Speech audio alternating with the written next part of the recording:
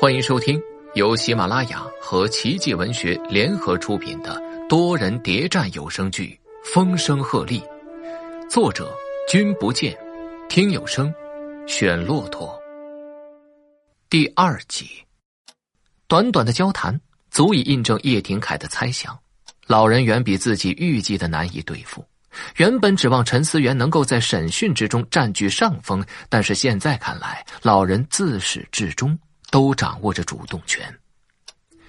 叶廷凯很诧异，一个能直言不讳地说出自己身份的人，为何会如此看重自己的名字？从之前的交谈之中能够看出来，老人将获悉他的名字视为一种荣誉。他是一个在乎荣誉的人。换一个话题，从在他行李箱找到的勋章切入，问他2枚勋章的来历。叶廷凯通过耳麦与陈思源沟通。在检查你随身物品时，发现2枚勋章，是你的吗？是的。你有收集勋章的爱好？多少钱买的？你习惯用钱来衡量荣誉，还是说你的荣誉是可以用钱兑换的？就谈谈你的荣誉吧。1934年，我那时刚考入大学，因为过人的数学天赋，被国民党的中华复兴社招募，也就是后来军统的前身。随后被秘密派往德国军事谍报局受训。在受训的3年内，我以各科皆名列前茅的优异成绩，击败了同期那群以血统为傲的日耳曼精英。这枚2级铁十字勋章是为第1名准备的，但受训的教官怎么也没想到，他会戴在一名中国人的领口。这么说，你应该是一名出色的间谍。可能是我孤陋寡闻，我没有听过关于你的任何记载，或者说你说的这些根本不存在。我的教官告诉我，我以后将要战斗的地方被称之为寂静战场，没有硝烟，也没有战火，同时也没有姓氏。我的荣耀和我的人一样，将会寂寂无名。这才是一名顶级间谍该具备的职业素养。所以从我跨入战场那一刻起，就注定一生都会是不为人知的无名之辈。而你没有听说过我的一切，事实上就是对我最大的褒奖。陈思源短暂的停顿，在心里重新审视坐在对面的老人。显然自己是低估了对手，苍老孱弱的外表和谦逊的神情下，却有着深入骨髓的不屈和骄傲，但是这却让人感觉不到丝毫的傲慢无礼。那你又是怎么获得银星勋章？日军发动了全面侵华战争，我被军统从德国找回，奉命对沦陷区日军谍报部门进行渗透破坏。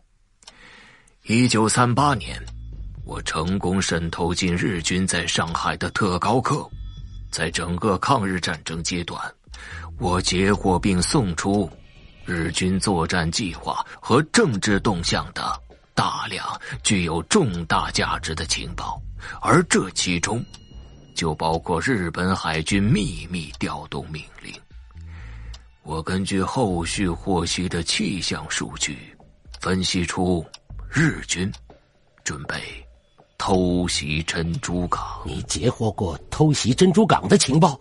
这份情报由军统转交给美军，但是没有引起重视，最终导致日本成功偷袭珍珠港，但从而也让美国情报机构开始重视军统的情报来源。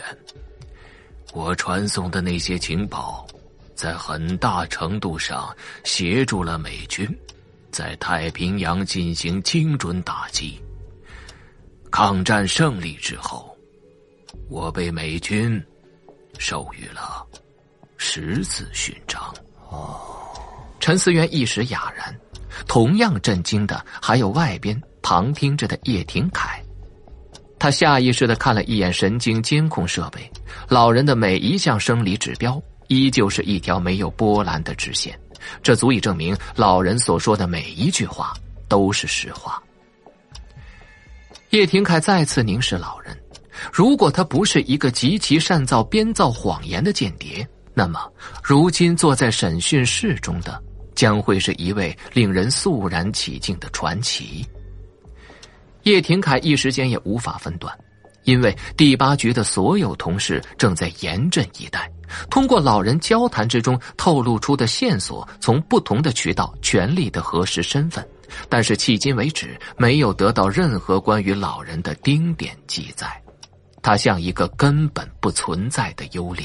你参加过抗日战争，而且还做出过重大贡献，那我能不能理解成你是一位抗日英雄？英雄？我见过太多为了民族存亡而付出生命的先驱，他们才是真正的英雄。那是一段值得去缅怀的岁月。曾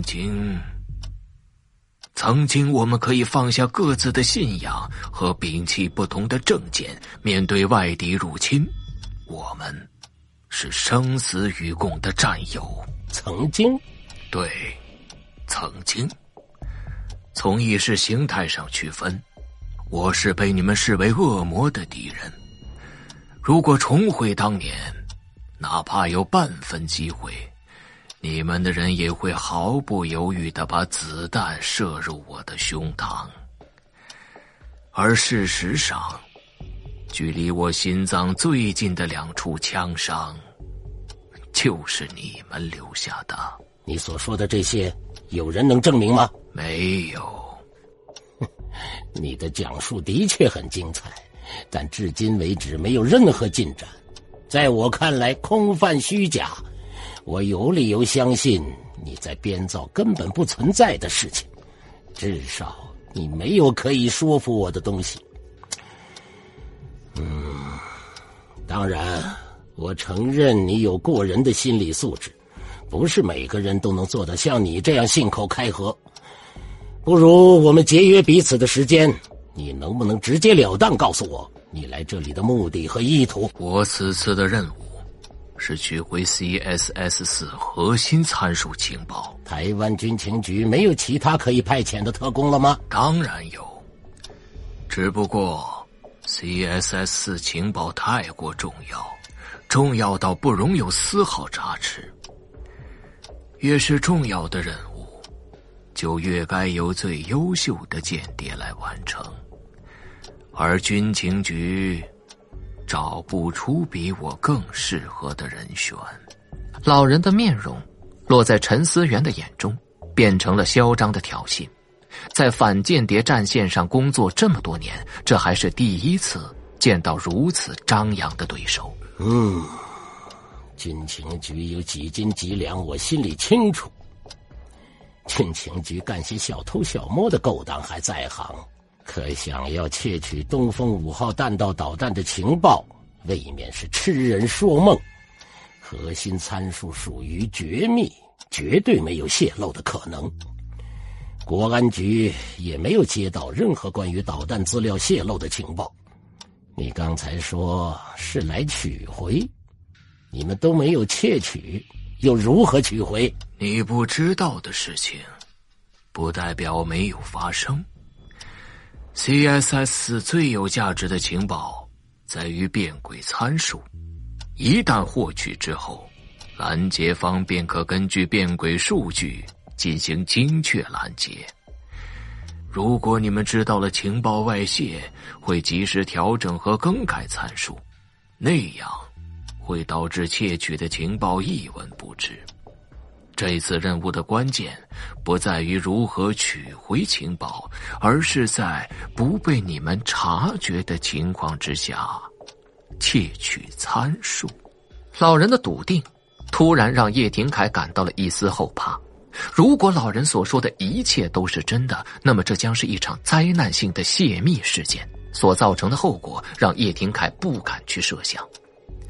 联想到1周前破译的密电，老人承认自己就是红鸠，这与电码上传回的情报吻合。潜伏在台湾的同志已经发出了示警，由此可见，导弹参数泄密并非是空穴来风。多人有声小说《风声鹤唳》由喜马拉雅和奇迹文学联合出品，作者君不见，制作乐音堂。更多精彩内容请您期待下集。